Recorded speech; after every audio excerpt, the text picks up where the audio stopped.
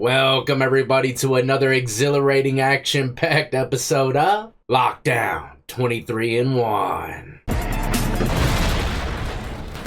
That's right, today's episode we haven't done in quite a while. A montage of clips from inside of prison. These are more of my favorite clips to react to because I feel like I got a lot more intel to give on them. Not to mention just watching the clips reminds me of how much I never want to go back. So let's get right into it. If you enjoy all things lockup and crime related, then this is where you want to be. Hit that like, subscribe, notification bell before you leave, and check out my playlist with many more videos for you to start watching today.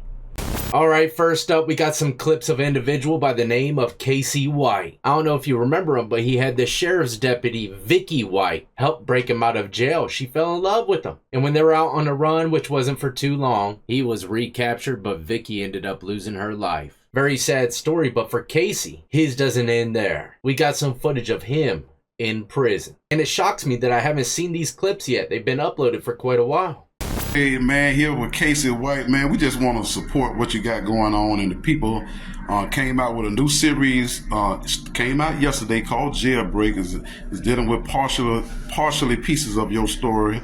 I know you haven't probably told everything, and you plan to share real Pacific interview in the near future with me. So and that'll be a blessing for the people that really are interested in your story. And you know, you've been through a lot. And here at Hope Dealers, my friend, me and Nicole, we just want to promote this and hope that people go out there and support it and watch it. And like I say, you've been through a lot, man. And anything you want to say, I just want to briefly promote it real quick. Anything you want to say to the people? Yeah, the Netflix, it came out on Wednesday. Wednesday, okay. Yeah, September 25th. It came out. September 25th, called Jailbreak. They said it was just they said it was kind of lame what I heard. They said What? It was a bunch of recordings of me and Vicky having phone sex and stuff. Oh man, Yeah. They recording y'all having phones sitting. Now they Yeah. shouldn't let all that old stuff. And releasing that, I just don't know who would be that interested in listening to that. Exactly. It's got to be more than that. I'm pretty sure it's more than that. But yeah, we'll just give some good interviews when it's safe and convenient, and to share that story. But y'all go out and support. Jailbreak came out yesterday on Netflix. And y'all let me know how it is. And let him know how it is. I'll tell him. Alright, so first things first, that cell is mighty dismal. They need to pop some color in there, do some graffiti work or something. Second of all, man, this guy's lost some hella weight. That can mean a few things in prison. We'll get there in a second. But with all the people talking in the background activities, sounds like he's in some kind of general population cell block. Which blows my mind. Like I said, you would think he'd be on 23 and 1 for the rest of his bid. Especially after an officer lost her life. Then again, he is inside of an Alabama prison. And in the majority of those, there's hardly any structure. So I guess it really doesn't blow my mind. He didn't say much though, but when he did speak, he said he had an issue about what he heard on the documentary they made on him. He didn't like how they published the phone sex calls. You know, a lot of people, when they hear your dark sexual desires, would look at you a totally different way and not even want to hear your story. That's why he said, I don't know if people even be interested after that. They're also saying that there's much more to it than meets the eye. So let's move on to the next clip and see if the cameraman give him a little more playtime than in this one. All right, my brother Casey, and I just want to show the tattoo because people were questioning whether you was actually, I know because they can't believe you lost weight. Weight is good to lose, whether people know it or not. But man, I'm just thank you that you are here with me, able to share again with the people. They do have a whole bunch of questions. People want to ask a lot of things, and you just told me you don't feel comfortable with even discussing certain things when it comes to, and I understand that because that woman love you and talking about her deficits, and then you feel comfortable with it right now. But that kind of love that she displayed is beyond natural. It's beyond the normal kind of love. It's just most people don't have that kind of deep love for a person. And I know you just feel in some kind of way you feel that maybe nobody ever loved you as much as Vicky. Would you kind of agree? Does that make sense? That's true. Vicky loved me a lot. She loved everything for me, and I loved her just as much. Exactly. She was my world. She was your world. She took care of me, looked out for me. All of that. Got me love, gentle kindness. Yes. And I love her. That's right. So and y'all watch the new Netflix. That's right. I need a pen pal.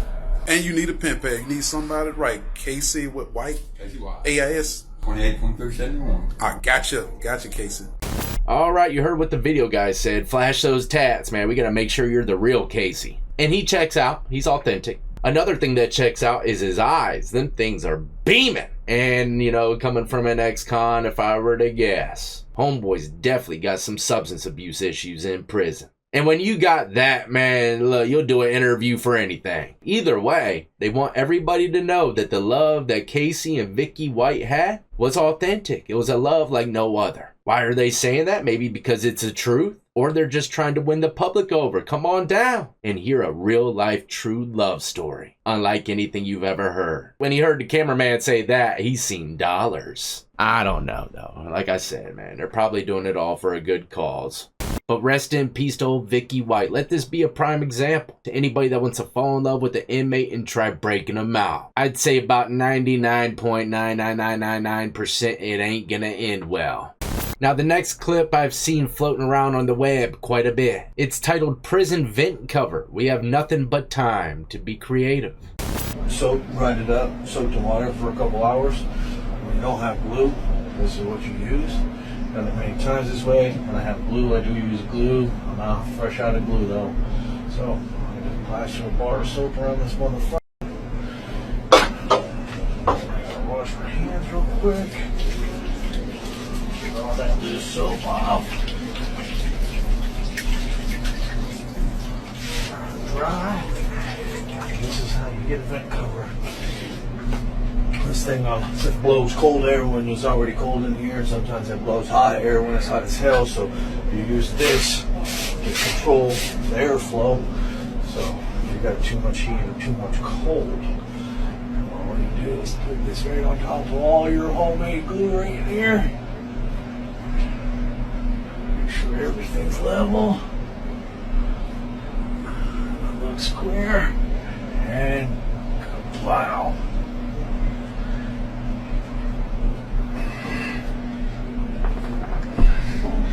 That's how you do this. This is made out of cardboard from the toilet paper that passed the toilet paper out. And well, you take the cardboard box with this stuff. This is how you do it.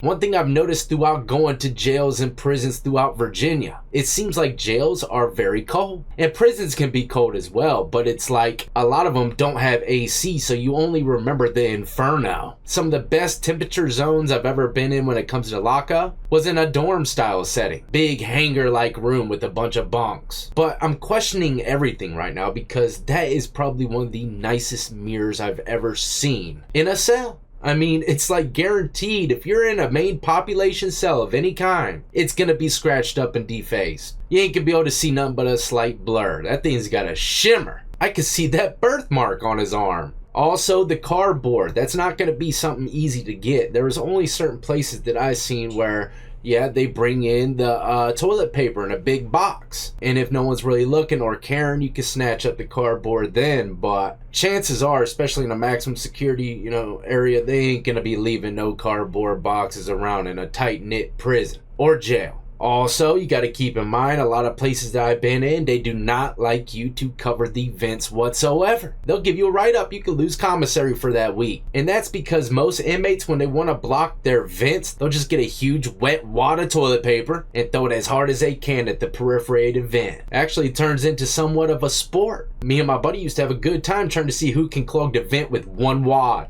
I had a good square technique. It wasn't really a wad, it was more like a pallet. One slap, that's all it took. But the soap technique is definitely authentic. I used to make coat hangers in my cell with bars of soap. Just get the backs of the bar wet. It was flat bar, so you get them wet and you just push them as hard as you can on the concrete. Let it dry, it's like a brick. You get a little piece of metal or something to put in there like a hook, and you got yourself an extra hanger for like your beanies, towels, whatever. In my case, I like to hang my tattoo cords on it so it wasn't dangling all over the place when I was doing tattoos. So I could go on forever about this little clip. If you ain't got soap, the second best thing is toothpaste. Preferably state toothpaste. That shit's better than concrete. And this other vent in the corner, you will never block that one. You know why? That's that intake vent, man. A smoker's dream. Either way, it was a great clip and good craftsmanship. He's probably like a framer or a trimmer out in the streets. Now the next clip might seem a bit over-exaggerated or unreal to some people. And it is for me as well, but probably not for the same things that you think. And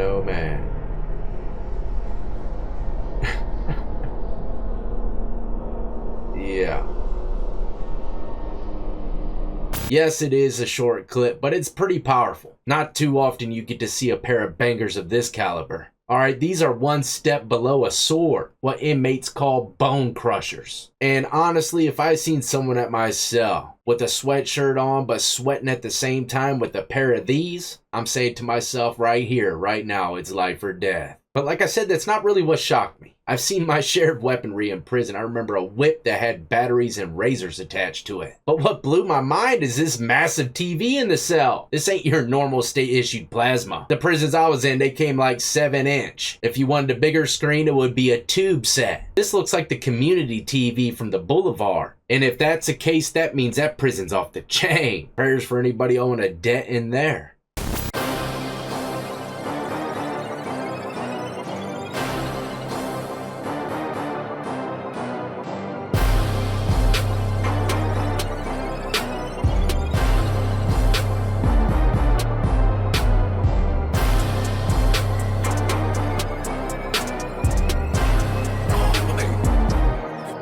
Now the next clip is kind of wholesome, I guess you could say. You don't see this type of stuff in every state prison if I were to guess.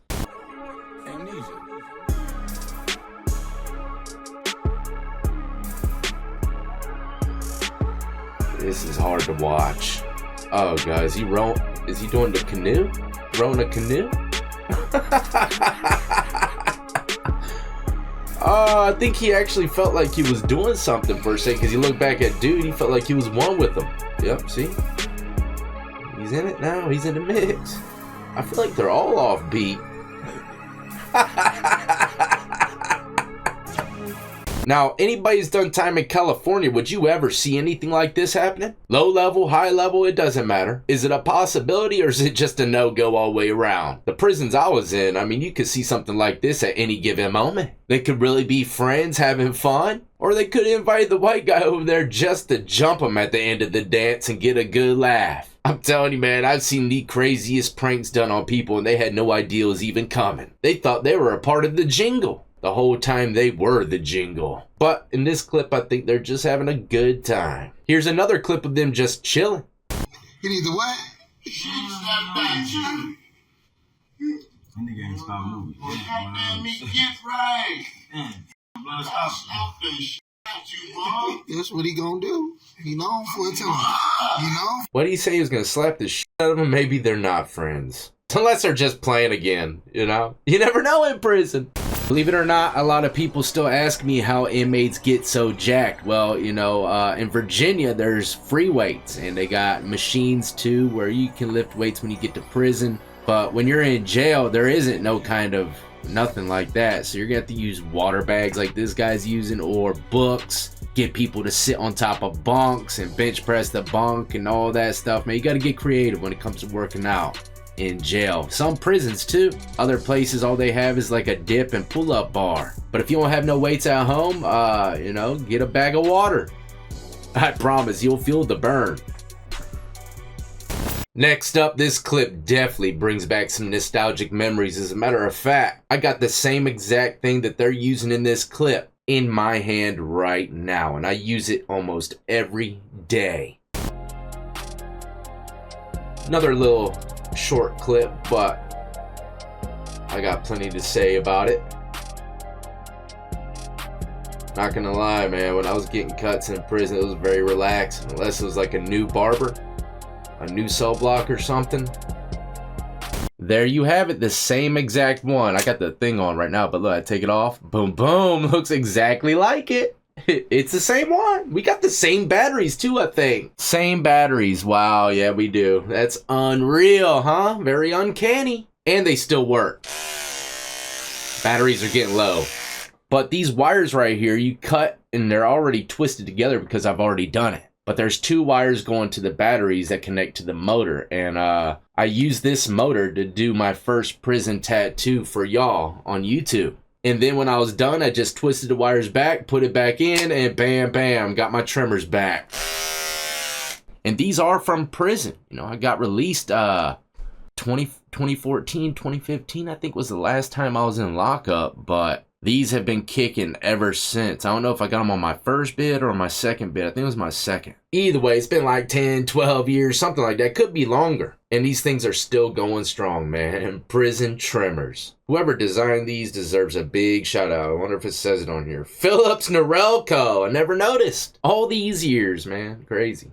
Next up, this clip right here, man. I don't watch sports in prison, but this is a nice setup. Wow, they even got a little table there in the center. These guys, little digital clock, got the CL20s, got the spices. Man, oh, got the Brushy Creek pouches ready on standby. It's gonna be a swole party in this money tonight. Is that a fridge? A map of the U.S.? Man, I didn't even know they give you maps in prison anymore. Oh, it could help you escape, but this is a setup unlike any other. Definitely a low-level camp if I were to guess. But let's slow things down a little bit. See these things right up here above the TV made out of, looks like toilet paper roll cardboard? These are speakers, and they're attached to the TV so that everybody gets that perfect surround sound, man. Look, it's going to show a better view of it here in a second. Boom.